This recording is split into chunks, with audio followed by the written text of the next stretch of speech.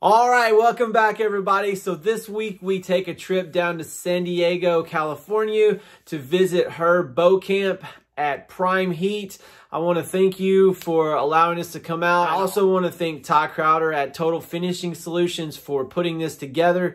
I really appreciate it. Also, I kind of apologize for the audio quality. It's not as good as I wanted it to be. I've kind of learned after this last trip out to California, that I need to have lavalier microphones on the guys that are talking and on myself. So that's something that I'm going to improve on for the next time that I do an on-site video like this. But I believe in the content over the audio and all the other stuff. But hopefully it's well enough that you can hear it, but I do apologize up front. So without further ado, let's get to it.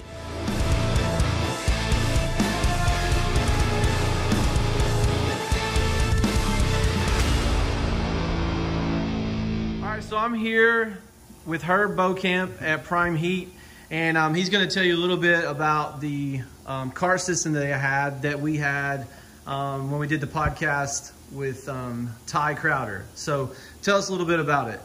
Well, this just shows you an example of a chair line that we did. And so we have multiple tunnels, we have multiple track switches. You can see we're going through a UV robot chamber like we have here, or we bypass it if it's not a UV coating, so the customer can shoot UVs or water-based coatings or solvents. It doesn't matter, the carts know which way to go based on the programming. So we even down at the bottom at the stain area, we have a QC department, they check it.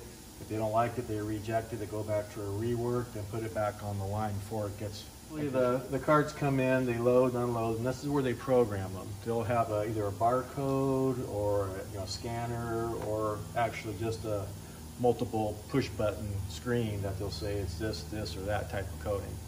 Once the operator determines what coating it is, he pushes the button, it loads it into the program, into the cart. The cart goes up into the stain area and starts the process into the system. So the cart will go based on what the program is entered into the system, and if it says, bypass this booth or bypass this booth, the cart goes around it. So that's where we have, you can see track switches where they'll come in or they'll go around it and go back for a second pass. So it's a very, very flexible system that you can run any type of coating. You can, basically cut the square footage of a facility in half, typically what we'll do. If these were gas ovens, they would be twice that size or longer even. With halogen, it's usually 50% less than a gas oven, and usually 50% less power, but 50% less time. And time is money, and time is square footage area. So the bigger the system, the more the system costs you to operate because you're tying up square feet. So overall, it's we use robots. The carts talk to the robot. When it comes outside the cart, it says, "Hey, I'm this coating, I'm this type of a product." The robot says, "Okay, come on in," and the robot takes complete control of the cart. You can say, "Hey, move up 12 inches so I can get a better look at this." And so the robots are coming more and more. They're getting more and more sophisticated with the scanning technology that's out. This is like our door that we're just getting ready to do with some of our major customers, which are like Geldwin, Masonite. And now basically we'll go through a scanning operation where there's no more programming on the robot. The cart just goes right through our scanner. It loads the program into the cart. It says this is an 8-foot door or a 6'8" door. This has windows or no windows. Automatically programmed, goes right to our robot.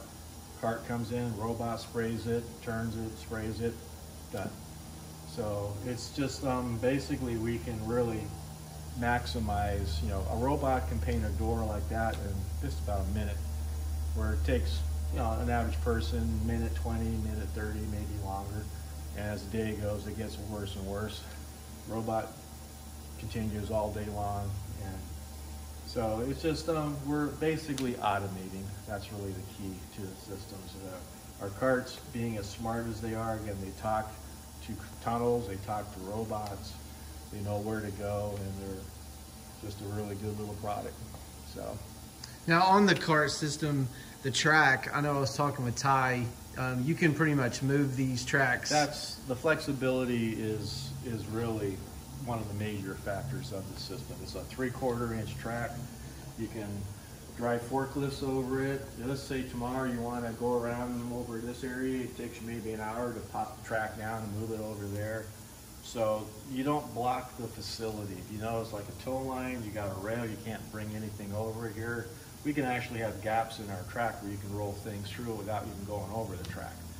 And so that's one of the nice things, is that it's such a flexible system that, you know, our customers are always taking their systems and sometimes making 2 lines out of the original line just by moving tracks around. So it's designed to grow. You start with the basic system, what you are today, and as you start growing, you add carts and you add more track. It's like Lego blocks, right? Really, it's a building block system. Nothing becomes obsolete. So really the best thing about them is that you can expand our tunnels, you can expand our cart systems, and you grow. 40% of our customers are repeat customers. They come back for more and more stuff all the time. So that's how we operate. You want to start the cart? And yeah, so just see the...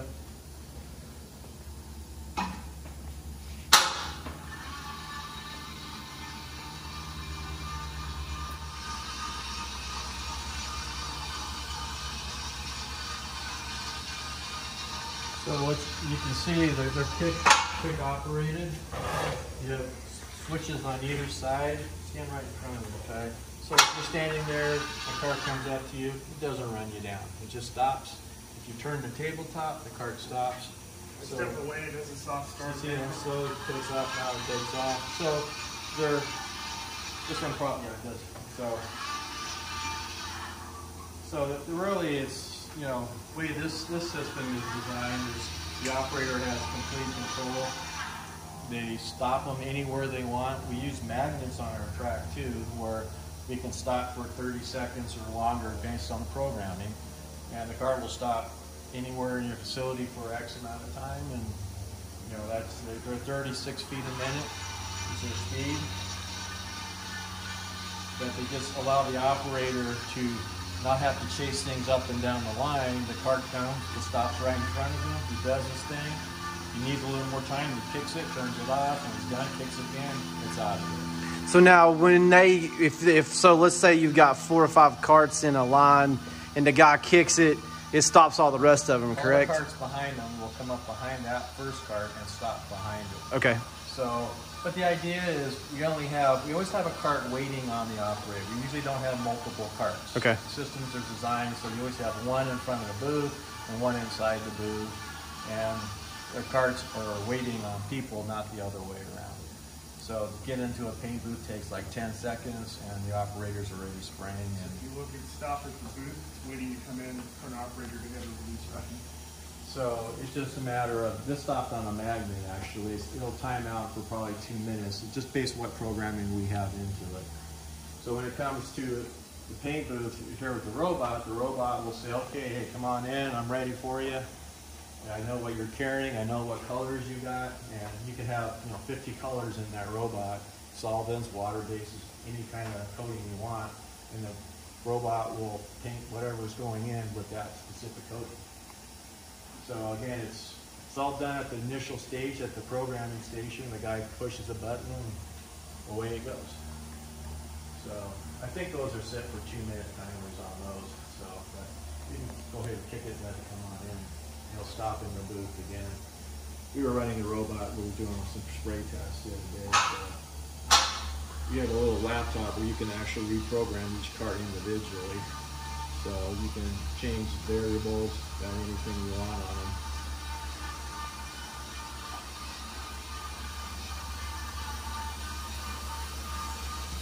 You can see somewhere right about here, there's a laser here and here. And that's what we control with our IR sensors on the wall. So let it come on in. Now turn it on.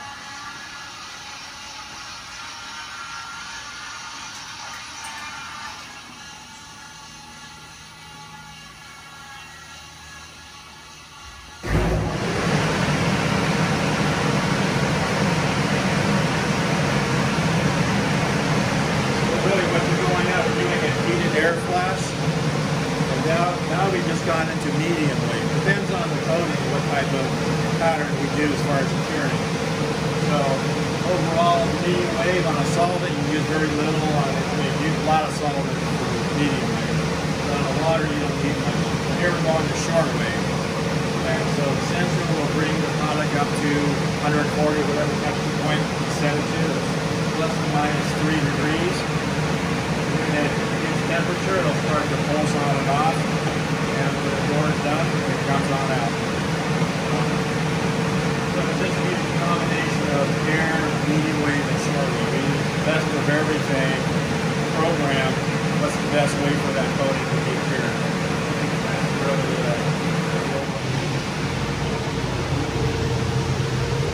You can see that we're timing down. We had this actually set for 160, so it'll never get to that temperature in the 1 minute we're running. But these are the actual surface temperatures. That's your air temperature. And so when it hits, again, we're going to be timing out in 45 seconds, and we won't get to 160, but we'll be on the door tunnels. They're usually a lot narrower. They're only 3 feet wide inside. This is more for furniture in this tunnel. The system turns off. There's no energy usage. Its system is dead. There's no power use. It's only when something comes into the tunnel, that's when it turns on. That's when you get your curing operation. So cost to operate, as I said before, it's 50% less than a gas oven. It's been proven. We've had people document the differences taking out their gas ovens and putting our tunnels in, and 50% or more. But the main thing is it's twice as fast getting them out the door. So really most of our customers are more concerned about how fast can they produce. Everything is by the second, We do flat lines, hang lines. It's always how fast can we get out of that tunnel. So that's really where halogen, there really isn't anything faster. We've been billing them for 30 years. If there was something better, we'd be doing that. Just put it that way. We're not locked into anything. We do UV, which is the fastest, but as far as general solvent, water-based coatings, really nothing competes with a halogen type system.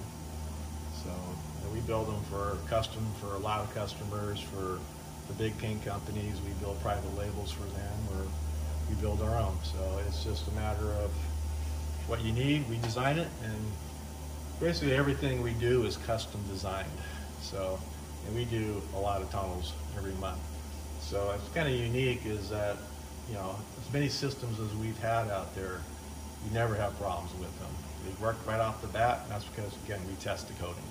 You know exactly what the coating's going to do, what it needs to pass a 200-pound print test, and it's done. And so when we turn them on, the customer is running from day one, right out the door. So. Cool. So what are we dealing with here now? This is the CIC water-based conversion coating. Just a conversion varnish, basically. So it's not like a polyurethane. Right. Okay, that looks pretty good. So I'm going to guess on a conversion varnish, I'm going to give it 1 minute.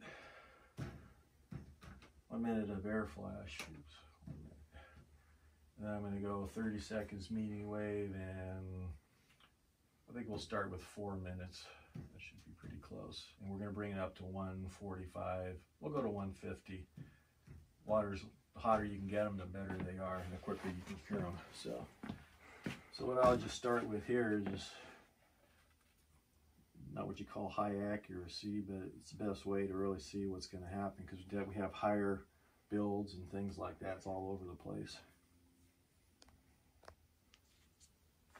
And this is where I usually find out how sensitive the coating is. Is it going to blister up on me, or is it going to be, you can see it's kind of rigidy. You can see there's puddles here, and that's really good for testing, because painter might have a bad day and he puts it on, instead of 4 mil, he puts it on 6 mil.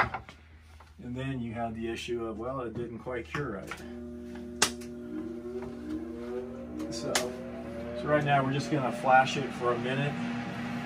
We call that just kind of a little heated air flash. It'll just pulse off and on, there's air inside. And then we go 30 seconds of medium wave and 4 minutes of short wave. And we'll see how that does. See what kind of hardness we have and how it feels, and then if it bubbles or we blow it up, we add more flash or more medium. You add more flash if you have blistering. So generally speaking, in the first minute of shortwave, if it's going to blister, that's when it happens. So if it does it, and you add more flash. The coating blisters is strictly because, you know, the solvents didn't get to the surface. So you have to get them up, and once you get them up, then you can penetrate it and cure it out. So does it make a difference when, as you're building the coating, or is it the same for each layer that you put on? Usually one coating, if you put the second one on, it's going to usually be about the same. Okay. There's rarely do we find any differences between a single, you know, and on a piece like this, you're going to be a little bit slower on the second coat because right now the wood's absorbing some of that. Right. But on the second coat, usually when we put them on, there's already a stain on there, so it's pretty much been sealed over. So now where we call medium wave, and this is where we just basically kind of start setting it up, allowing it to do, so you can see, like, you know, so far it looks pretty good. And now we just went to short wave. So what we're gonna see now, you know, when we hit temperature, it'll be just a matter of seeing if there's anything it not liking. So already it's dry to the touch. That's about only 2 minutes. What I'm going to do now, so just let it run for a little bit. We're going to have to reboot it. So, but this will tell us a lot, see how it's doing.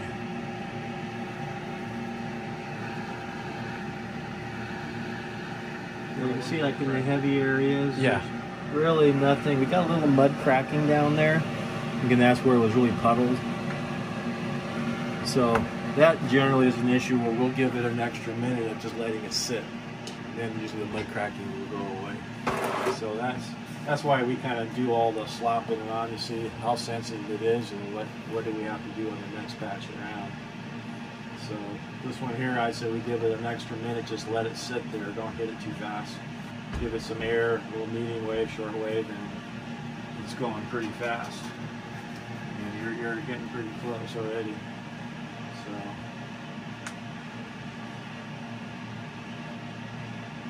So what we'll do, we'll just go and shut that one off. Pretty close. That was like 3 minutes. I'm gonna slop it on. And again, this is just to really just determine how sensitive the coating is. When you spray it, you get a whole different look and a whole different time factor. But that's, you know, we're probably running here that's probably 5 or 6 wet mil right there. You can see it's flowing across the surface. And here I'm just gonna put like a normal coat, like 4 mil.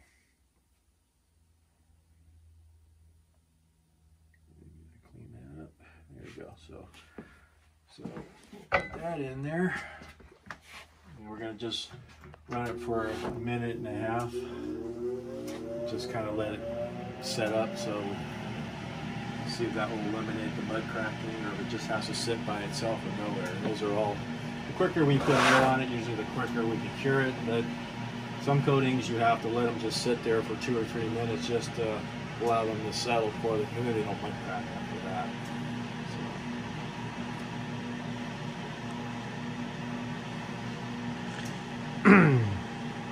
Now I'm assuming, like, I know you've done some that have cross linkers in them. Does that affect, like, speed up the cure time? Generally, when you put, you know, like a 2K or something like that, or anything to accelerate it, you'll need a longer flash. Okay. Because of the sensitivity that if we penetrate and that stuff's still underneath, it will blister on me. So really with testing, the biggest thing is how fast can we get to short wave? That's what we really want to determine. If we can get there in 30 seconds, that means we're out of the oven that much faster. But if we have to be in there longer because the coating requires a longer flash, we can have, you know, heated air, medium wave, and then we go to short wave. That's where we want to cut the flash as short as possible to make the tunnel as short as possible. Right. It's really the key. Do you ever work with, I'm sure you work with the coating manufacturers. Let's say you have a manufacturer that's doing a coating and they need to speed this process up. Will they make changes for you to? Oh, yeah. We, even with our customers, we'll test coatings and we'll say, hey, you know, this coating's okay, but their stuff way faster. And Okay. we always tell them that, hey, you know, you're not being competitive with the guy down the street because yours takes 3 minutes and his is a minute or a minute and a half. Gotcha. So we'll let them know, and we'll tell the paint companies, hey, this coating is pretty slow compared to what they were using before. You might want to tweak it a little bit. Yeah. And so that's typically, we're looking out for our customers. We want them to get out of our oven as quick as possible, and that makes them more money. Yeah. So the longer you sit in a factory or sit on the inside of an oven, you're not making money. So we want to get it on the truck as quick as we can. And that's where, again, this phase here, we're just testing to see the sensitivity and when can we actually go to shortwave. Well, and that's one of the things that CIC actually does is, since they're a custom, if you had something like this, you could go straight to the chemist and he would work with you and you could adjust it. And that's important, that the paint companies and the customers, a lot of customers don't realize that most paint reps will sell them one coating and they won't tell them about anything else. Right. Because this is, hey, you're locked in on this one, I'm great, I'll go someplace else now. And there's so many coatings that are just the same price and everything, but just faster. Yeah. And so we always tell our customers, when you put our system in, take a look, bring your coating guy in here, say, make it go faster now. Put them on the spot and see what they can do. Nice. Again, that's time and money is for the customer. So right now, you see the system is pulsing. We had it set for 130. And so right now it's just holding that for, you know, for the whole duration of the shortwave cure portion of it. It looks like it's, you know, it's pretty close. But we did mud crack, so yeah. So we'll have to just let it sit up a little bit longer. Not doing any, just let it sit out in the open. Now, we've only been running it for, you know, this is our second 2 minutes under shortwave now. It's dry to the touch, but this one here, just where the heavy build was, that just tells us that we don't do anything to it for the first maybe 2 minutes, just like we call that travel time. When you spray it, by the time it gets to our oven, if we have 2 or 3 minutes, it's fine. So overall, it's pretty fast and easy coating to work with. So if I bring this up to 150, it'll just be that much faster and that much harder. So that still has a minute and a half to go. I mean, that's pretty close already. That's probably a 3-minute shortwave, and probably maybe give it a 4-minute front end, just, you know, 3 minutes of nothing, and then a minute of air, and then bring it up to shortwave. So that's a very nice water. When you spray it out, it'll look perfect. Again, these panels, I slop it on just to see, are we blistering, are we having any issues, which this one is strictly just mud cracking. Again, that's because I have it like between 6 and 7 mil probably on it. But we like doing it that way just because the painters, sometimes they put it on heavier and you're not going to have any issues. You don't have to rework anything if we did put it on heavy. The oven will handle it and the coating will be fine. So you can see on our this is the IR temperature. We're reading a point right here, and what it's basically doing is holding it plus or minus 3 degrees. So you can keep it in there all day long, or just for the cure period. It won't affect any of the coating, it won't affect the wood. It just maintains that temperature for as long as we have a time. So basically 10 seconds, the system's going to shut down. You cool it for maybe bring it down to 90. You're either sanding it or you're shipping it. So there's going to shut off, system's off. We have 130 degree board temperature. What we can do now is just set it in front of some air. Cool it down to give it a minute. What do you see on average with waters, or are they just all over the map? Yeah, the newer waters are coming out that you're seeing to be, you know, I mean, we do some of the stain waters in 45 seconds. Wow. I mean, done. And then sealers are generally could be up to 2 to 3 minutes, 4 minutes. and top coats are 4 to 6 minutes generally. But it's really just a matter of, you know, each coating has its own parameters, and that's why we test. And so, I mean, you can see I'm not doing any digging or anything into it. It's pretty good. It's close, and it's still pretty warm. If you let this get down to ambient, it'll be even harder. So generally, this the only problem with this coating I see is just, we call it, again, travel time from the paint booth to our oven. Let it sit for 2 or 3 minutes. Mud cracking disappears, and the coating looks perfect. We'll go spray that one in a minute. Yeah, you can spray this backside of it, and then we'll. Go. Yeah.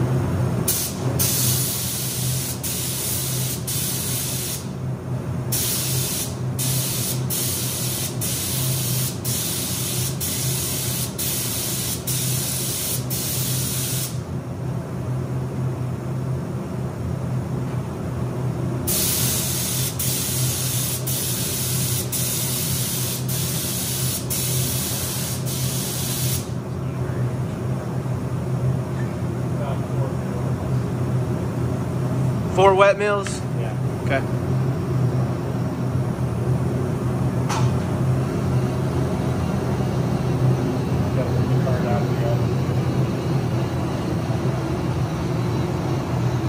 Just kick the switch on the side.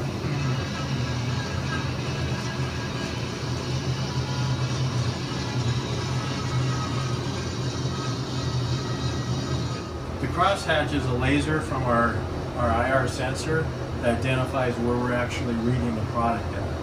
So that's where we have about a 3-inch diameter right here where we're actually physically going to read the surface of the product. The temperature. So that's the temperature. We're going to run this at, we're going to take a look at the screen. 1 minute heated air, 30 seconds of medium weight. We call that D-phase, but what it is medium weight. That's our internal at 120. We go to short wave for 2 minutes at 135 and 2.5 minutes at 145. And cool it to 90, that product should be ready to, it's done from our prior testing. So I'm going to go ahead and activate the system. And you'll see the charts right here, they'll bring it up to 140 and just see go straight across as it starts to heat up. So right now we're working on the convection side right now. Here right now 77. As it starts to increase, when the medium wave turns on, you'll see the air really jump up pretty fast. What we use the air for is basically creates friction on the product, and that friction helps pull solvents to the surface. You know, you put cold air, it's not that great, but it would still do the same thing almost, but you use warm air, you just create much more, we call it force flashing. We get the solvents up, then we can penetrate. Right now we've gone to medium wave inside the tunnel. Now we're actually starting to really react with the coating, and that's what's going to pull the solvents up. And then after another 15 seconds, we're going to go to short wave. Now we go all the way down to the bottom of the substrate, hit the wood, and cure it from the inside out. So we're curing from the bottom up, and so when it's dry on top, it's dry all the way. Most of the problem people have with water coatings is if you use convection, the surface feels dry, underneath it's still soft. So when you go to pack it, they get stuck together, they imprint, they do all kinds of bad things. So that's why the short wave halogen loves water, it goes all the way down, it comes from the inside out. So it's dry on top, it's dry down, it's not sitting there. The temperature climbing on the part now. Yeah, so we're at 105. We're going to go to 135, then it'll start to pulse, and then we'll bring it up 10 more degrees. Kind of finish it up.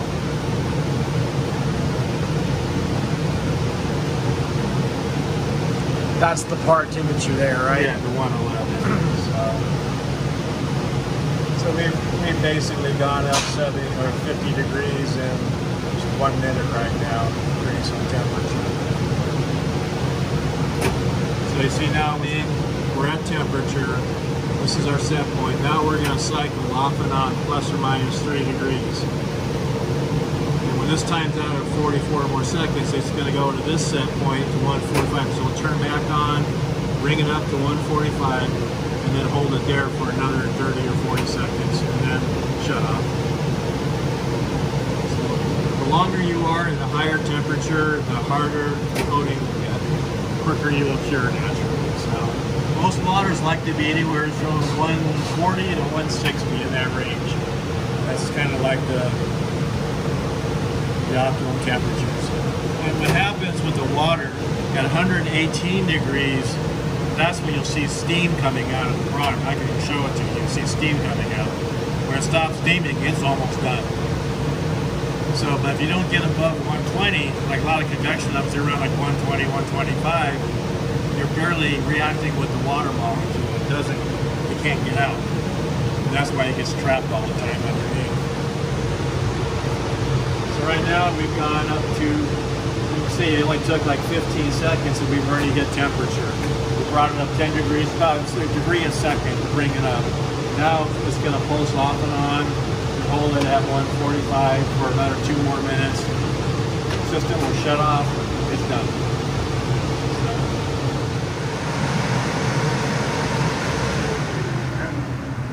So that was a 5-minute, basically infrared convection. We call it Halcon cycle.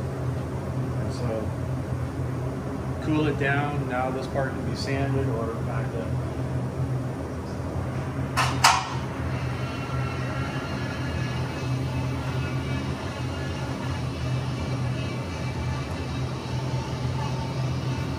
How long does it take to cool down? If you just let it sit, probably 2.5 minutes, it'll be at 90. So right now this came out at 145. Nice. Put a fan on it, you can get it down. Yeah, in a minute, you can put some air on it, it'll drop, because the core is still cold inside. It's just the surface. It's just the sun, right?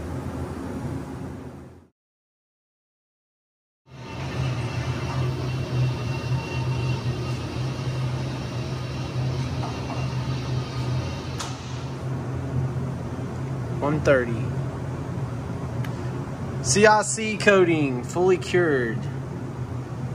5 minutes. All right, so we've cured 2 coats of the Renner 851, and we shot 1 coat without curing, and it's still wet. You can scratch on this all you want. All right, guys, I hope you enjoyed that video. Thank you, Herb, again, and Ty from Total Finishing Solutions to allow us to come in and do the testing. So we tested like four different products. We tested the CIC Water-Based Conversion Varnish Clear. That one was around 7 minutes cure time in his ovens. Then we did the Milesi 1K polyurethane. That one was around 8 minutes, 8 to 9 minutes. We did the 2K, was somewhere between 8 and 10.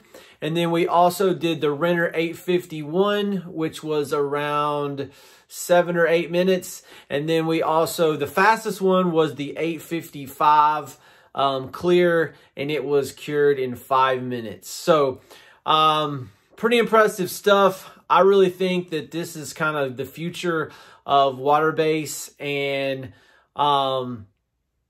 so I thought this was really impressive. And so for those of you that are looking to up your production value, I mean, being able to cure a finish that quickly is just amazing. And you can't cure solvent finishes that fast. So that's the advantage of water-based.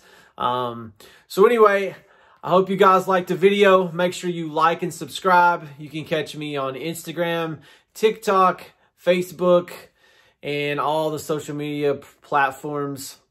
And remember, above all, test, don't guess. We'll catch you next week.